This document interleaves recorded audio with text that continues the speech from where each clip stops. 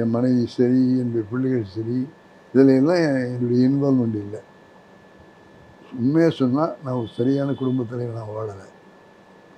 சினிமாக்காரனாக இயக்குனராக வாழ்ந்தேனே தவிர குடும்பத் தலைவனாக வாழலை. நான் குடும்பத் தலைவனாக இல்லாத போது என் மனைவி தான் குடும்பத் தலைவியாக மட்டுமில்லை, குடும்பத் தலைவனாக இருந்து என் பிள்ளைங்களெல்லாம் வளர்த்து ஆளாக்கி படிக்க வச்சு இன்னைக்கு இந்த அளவுக்கு இருக்காங்க அப்படின்னா அதுக்கெல்லாம் காரணம் என்னுடைய மனைவி தான். மனைவி எவ்வளவு முக்கியங்கிறத அத்தனை பேரும் உணருங்க. நான் இழந்துட்டேன். இப்போ எனக்கு மனைவி மக்களோடு இருந்த நேரம் இல்லை, அவங்களோட சந்தோஷமாக இல்லை அப்படிங்கிற குற்ற உணர்வு இருக்குது. இன்னும் சொல்ல போனீங்கன்னா என் மனைவி இறந்ததுக்கே காரணம் நான் தான் அப்படின்னு என் மனசாட்சி சொல்லு. ஏன் சார் அப்படி சொல்கிறீங்க? என் வேலையை சேர்த்து அம்பாது. குடும்பத் தலைவியை மட்டும் இல்லையே, குடும்பத் தலைவனுடைய வேலையும் சேர்த்து பார்த்ததுனால தான் அவங்க நோய்வாய்ப்பட்டு இறந்துட்டாங்க. ஆக அவங்களுடைய இறப்புக்கே நான் காரணங்கிற மாதிரி என்னுடைய உள்ளுணர்வு சொல்லுது.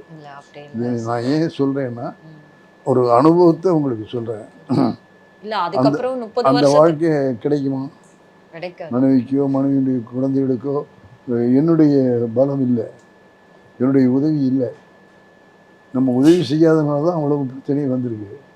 அதை சொல்லும்போது எனக்கு என்னுடைய மனச்சாட்சி உறுத்துது.